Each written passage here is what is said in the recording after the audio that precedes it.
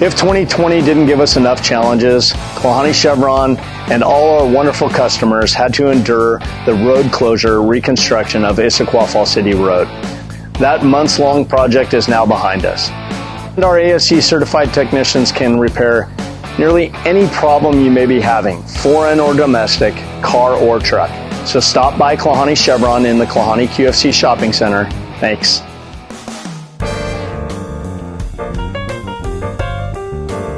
It used to be, if you wanted to know where your car was built, you just looked at it.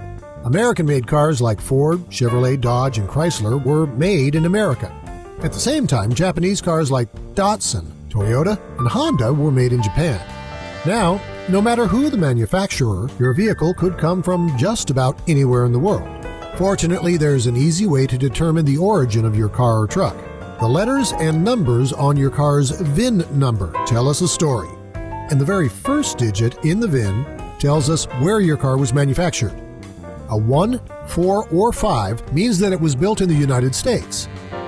And you will see these specific numbers on all kinds of so-called foreign vehicles. As of 2018, 10 foreign corporations built cars in the United States, including Japanese Toyota, Nissan, Honda, and Subaru, German companies Volkswagen, BMW and Daimler, South Korean Kia and Hyundai, and Italian Fiat. All of these cars and trucks have VIN numbers starting with a 1, 4, or 5. A 2 indicates Canada, a 3 indicates Mexico.